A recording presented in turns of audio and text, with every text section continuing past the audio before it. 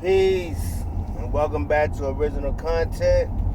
It's I, O.G.B.O, crack baby. This that they fiend for. Today I want to get off into the day I got away from police custody. So me and my man Jay, I set it up this way. Me and my man Jay, my best friend Jay, just finished balling, and we walked back to the apartments. Jay lived behind me, so we dab up or whatever. He go his way, I go my way. The girl I'm dealing with at the time, she had something to do that day. She asked me for some money. I think it was like $70. I don't know why I remember this. But before she left, a lady who used to buy, crack for me, asked me if I wanted a 20-inch television. Now, I'm not talking about the plasmas, the TVs we got today. I'm talking about the TVs that's the big, bulky TVs. So, I asked the girl that I was dealing with if she wanted it. She said yeah. So, the lady, she goes to get it. I go in the house. I make me something to eat, a Hot Pocket. I think it's some noodles. Prison food. And I had on a pair of gray sweatpants. All the signs was there that I was getting arrested this day. I just wasn't connecting the dots. So while I'm sitting there, I'm watching Young and the Restless. See, all the signs are there. I'm going to jail this day. I'm getting locked up. I'm not collecting the dots. So maybe a good 20 minutes go by. And the thought enters my head, where's this girl? I mean, she lived across the street. What's taking her so long? Because I'm waiting on the lady to bring me the television.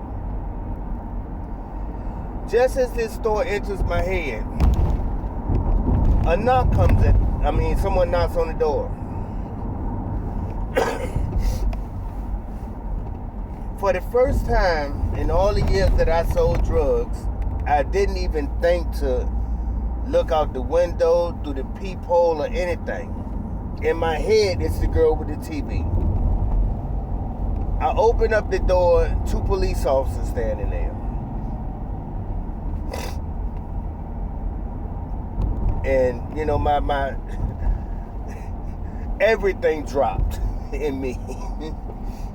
Because I just shot, I figured it here because I shot a guy outside this apartment. So I figured it's about that, and I was right. So they called me by my street name at the time. And I said, oh, that's not me. You looking for my cousin. Say, where your cousin at? I said, he went somewhere. It's like, so why are you at your cousin's house? I'm like, I'm house sitting.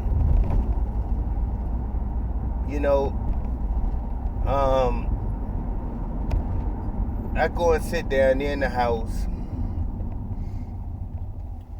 A guy named Billy, he used to date the girl that I was dealing with at the time before me. He got killed maybe a month or 2 before this happened. So a picture of him was on the TV stand. One of the officers, looked at the picture, picked the picture up, and I say, oh, that's him right there. And the officer, yeah, he looks sneaky. I kind of laughed to myself. Long story short, the girl who set me up, she calls the house. Never called the house before. She's in the hospital with the dude I shot. She calls the house. Phone ringing, police looking at me, waiting for me to answer it. I answer on maybe the third or fourth ring. And I say hello, and she called me by my name. She don't say hello, she calls my name. And I say, oh no, that's something. I gave the alias, which was Tony. The same name of the guy I shot. I don't know, a case of the nerves. The first name popped up in my head. Tony Felton. That's the name I gave him.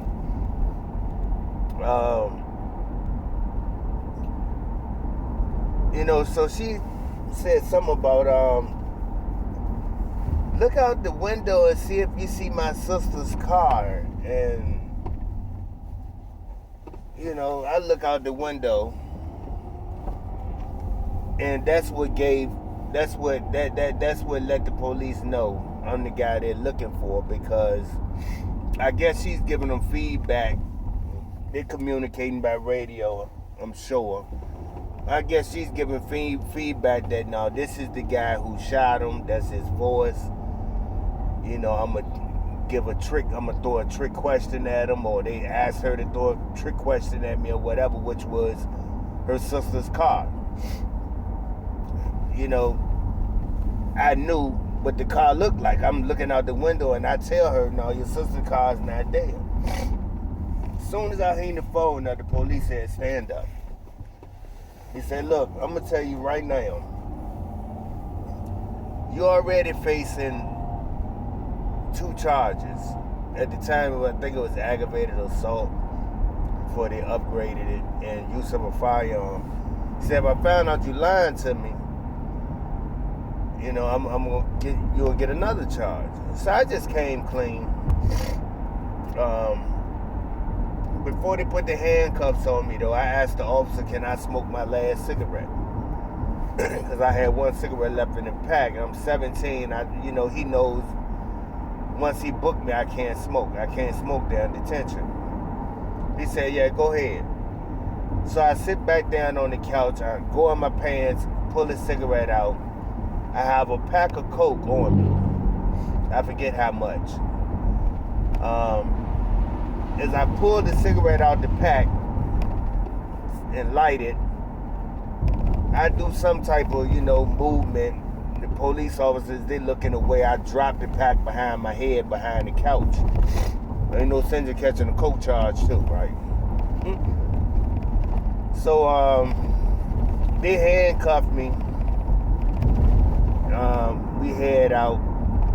They put me in the car. As we driving off, I see my homeboy J Love. He's ducked off, in a hallway. I think he's on the run at the time too. He threw the head, nod at me. I hit him back. In that moment, I knew it was gonna be a long time before we saw each other again. I just felt it in my spirit. So they take me downtown. I think it's 9th Street. It's ironic. I told you on another story about the gun charge I took for the guy who later turned against me, had me double baked in prison. But the day that that happened, we come to the same police station. We go in the same room, precinct. And a guy I know by the name of Michael Rodriguez, he was big at the time. He was making a lot of money back in the day. He's in one of those, I guess, interview rooms. He's handcuffed, got his arms behind his back, handcuffed. Me and the guy Munt, we watched him on the little monitor while the police officers, I don't know if they was in the room or they left or whatever, but I remember me and Munt watching him on the monitor. He takes the handcuffs from behind his back, bring it under his leg and step over him. I thought that was the dopest thing I ever seen at the time. And it's so ironic that I learned this sitting in that room. So when they take me down to the precinct, they take me to that same room. Because I'm a juvenile, they can't put me with the adults. The officer tells the other officer that's behind the green petition, keep your eye on him, I'm going to get his file.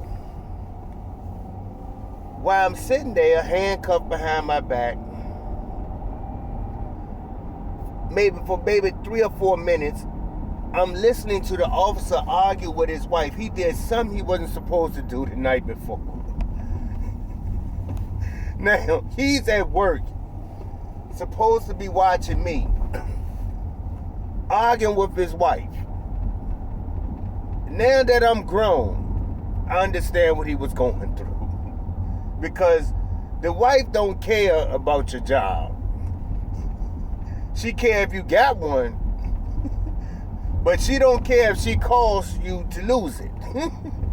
He's arguing with the wife though.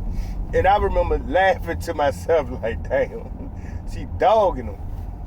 But then it occurs to me, hell man, he ain't never peeped around the corner yet. So remembering what Michael Rodriguez do, I take the handcuffs, bring him around, I step over him. I duck down, almost in a crawl-like position, and like walk to the door, hunch down. I peep around the corner, I don't see nobody. I come out, stand up. Now I got 2 doors facing me, push through glass doors. I push through one. I see a line at the little bullpen thing. I forget what they call it, where the booth, where the police officers take the reports at. It's a glass booth. It's a line though, so no one is paying me any attention. I push through the last door. Now the only thing that separates me from freedom is 2 double doors, glass doors. I had a jersey on. Before I come out the first pair of single doors, I put on the jersey over my handcuffs. I walked through those. I pushed through the last 2 double doors. Get out the building, make a left, it's a little hill. I start running up the hill, but I have asthma. So I know I'm not going to get far, but I'm going to get as far as I can. As I'm coming up the hill, a guy walks past with his girlfriend, like, yeah, you got him, homie, you got him. He's tripping or whatever. I make it, I run from the precinct across the street, across a parking lot. I didn't even realize it was John Marshall Court Building. That's how green I was. I'm out here committing felonies and I don't even know where the court buildings are. I run across that parking lot. As I get to the end of the parking lot, I turn around to see where the police out yet, and they're just coming out the building.